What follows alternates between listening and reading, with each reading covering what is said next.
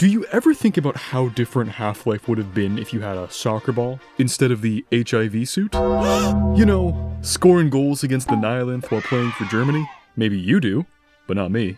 Yet, after finding out that there actually does exist a soccer game built in the Source engine, and technically not even the only one, I found myself pondering this exact question. So I decided to dig deep and do some research about one of the Source engine's most obscure titles. International Online Soccer.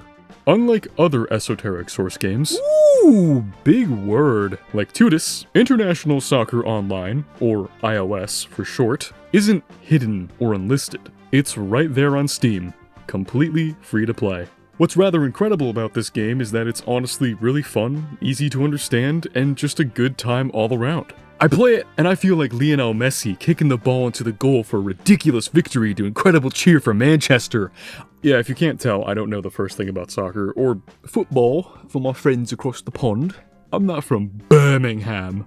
I'm a Red Sox fan. If you know, you know. Needless to say, the game itself is a well-developed product. In the current day, it's polished, good-looking, and, surprisingly, maintains a concurrent player base. But it's not been without years of development and improvements for nearly 2 decades. It's like if Yandere Simulator actually finished development. That's because the original version of iOS can be traced all the way back to 2003, with the concept of the game going back even further. It's the brainchild of developer Mark Gornal, better known by his online alias, Root 2. Prior to the development of iOS, Gornal was best known for Vampire Slayer, which was released in 2001 as an overhaul mod for the original Half-Life. This coincided with his work as a programmer on a title which was released the same year, Eurofighter Typhoon. What you're envisioning in your head right now is a spectrum, which acts as a scale between soccer game and combat flight simulator, and you're trying to understand how we got so far to the right. Eurofighter Typhoon itself is not remarkable in any respect, but its publisher, Rage Software, is. Rage was a British development studio active from 1992 to 2003 that developed and published nearly 50 games during their existence, one of these being Eurofighter Typhoon. I purchased it for less than $1 to see if it was any good, but I couldn't even find that out because the game would literally not launch. No wonder it has a mostly negative review rating on Steam.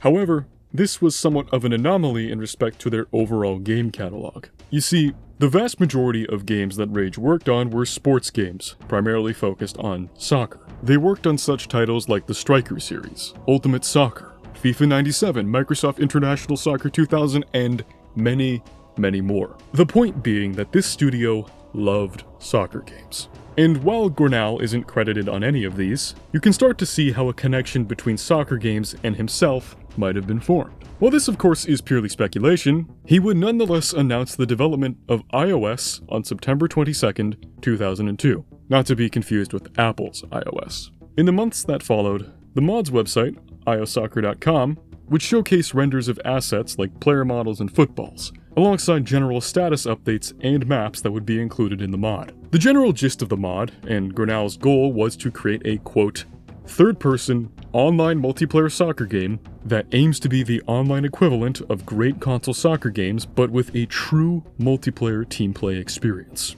This goal would make iOS one of the earliest multiplayer soccer games in existence, given that you could play with other people online using WAN and eventually Steam. Fortunately, for anyone hyped about the development of the mod, they wouldn't have to wait long, as the first beta would release 7 months later on May 12th, 2003. This process would repeat itself for the next 2 years, with Beta 2 releasing in July of the same year, Beta 3 releasing in January of 2004, and Beta 4 releasing in March 2005, which is the exact version that you'll see on screen shortly. This would be the final version of iOS built in GoldSource, and was completely free to the public. It also has the most incredible main menu in any video game ever.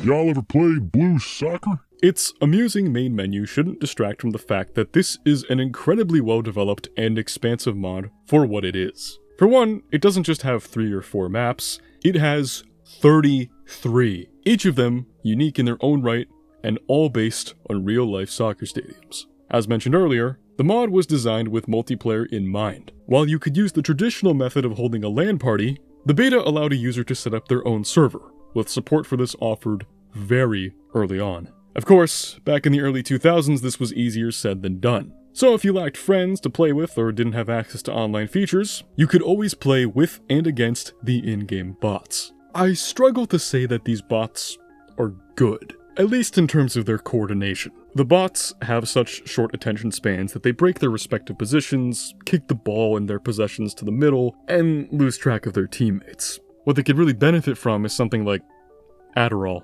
Though, for the purposes of acting as a stand-in for a real person, much less in 2003, they are reasonably effective as opponents and teammates. They were good enough that I found myself really enjoying my time while playing the mod. While recording footage for this video, what started to become clear in my mind is the amount of passion this mod has. The nature of the mod itself, and the immense amount of content it has entirely for free, alongside publicly available guides and assets for building your own maps, goes to show that the development of this title revolved around the love of soccer. The soccer ball itself, or football I suppose, has surprisingly predictable and smooth physics, especially in the context of the GoldSource engine. Sure, they're not the greatest in the world, but it works well enough to have an enjoyable experience. You also don't just run into the ball to make it move, because the mechanics for kicking the ball are far more complicated and diverse. For example, the tilt of your vision affects how softly the ball is kicked. If you look up while doing this, you'll end up having a stronger kick, punting it across the map. My favorite thing about this mod is the keybind that kills you. When I was reviewing the controls, I genuinely had to stop and make sure I read that right. Because sure enough, when you press K, you just... Is that a strategy in soccer games, just dying?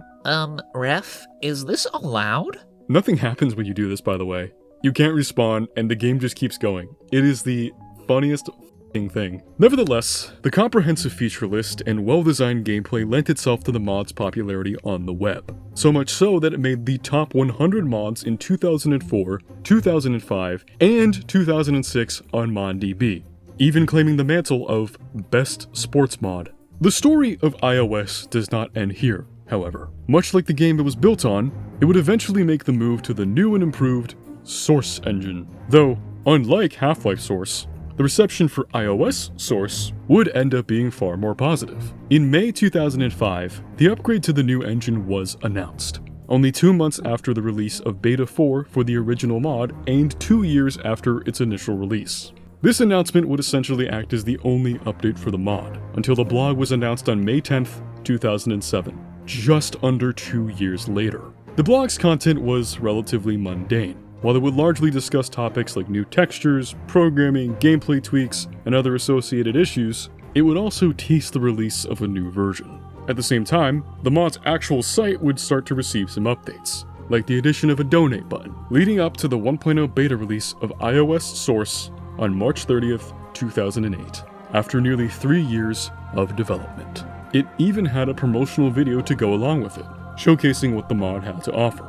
Being built off of Half-Life 2, the most obvious changes from its predecessor was the improved lighting and more realistic appearance, beyond the advertisement that literally states as such. This, in addition to higher quality textures and a more readable HUD, lent itself to being far more polished. Upon creating a server for the game, you notice that the mod's map selection is significantly smaller than it used to be, only containing 4 maps out of the box. However, alongside the download of the mod itself, it did also advertise custom community maps that could be added to the map pool, like Glory, Mountain, Wembley, and Works. Beyond this, there were also the iOS forums, which allowed community members to post their own maps and models, alongside other topics. This was likely the predominant source of extra content for the game, given that the mod itself barely received any updates following release, leaving the community to fill the gap. It wasn't a small community either.